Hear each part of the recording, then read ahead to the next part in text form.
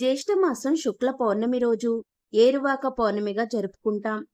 మనం రోజూ కడుపు నిండా అన్నం తింటున్నామంటే దాని వెనుక రైతు కష్టం చాలా ఉంది. అలాంటి రైతుల పండుగ ఏరువాక పౌర్ణమి. ఏరువాక అంటే దున్నడానికి ప్రారంభం అని అర్థం. అంటే వ్యవసాయం మొదలుపెట్టడానికి ప్రారంభించే రోజు అని అర్థం. ఈ రోజు ఎద్దులకి, నాగలికి పూజ చేస్తారు. ఈ రోజు ఎద్దుల్ని కడిగి చక్కగా అలంకరిస్తారు. అలాగే ఈ రోజు నాగలికి కూడా పూజించి పొంగల్ని తయారు చేసి ప్రసాదంగా పంచిపెడతారు. ఆ తర్వాత రైతులందరూ పొలానికి వెళ్లి దుక్కి దున్ని పండుగ జరుపుకుంటారు. బలరాముడు కూడా ఏరువాక పౌర్ణమిని ఆచరించినట్లు మన పురాణాలు చెబుతున్నాయి.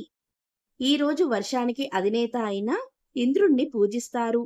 జూన్ నెలలో వచ్చే పౌర్ణమి రోజు మర్రి చెట్టుకు పూజలు చేసి మర్రి చెట్టుకు 5 మార్లు దారం చుట్టి ప్రదక్షిణాలు చేస్తారు.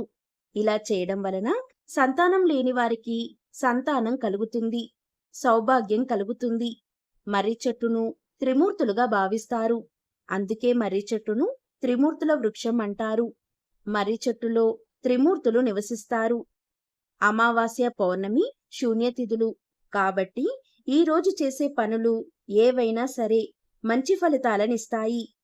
ఈ రోజు లక్ష్మీదేవిని ఆరాధిస్తే విశేషమైన పుణ్యఫలం కలుగుతుంది. ఏరువాక పౌర్ణమి రోజున తెల్లవారుజామునే నిద్రలేచి స్నానాదులు పూర్తి చేసుకుని లక్ష్మీదేవిని ఆరాధించాలి. ఈ రోజు పెరుగును లక్ష్మీదేవికి నైవేద్యంగా పెడితే ఇంట్లో ధనవర్షం కురుస్తుంది. అన్ని ఇబ్బందులు తొలగిపోతాయి. మానసిక ప్రశాంతత కలుగుతుంది.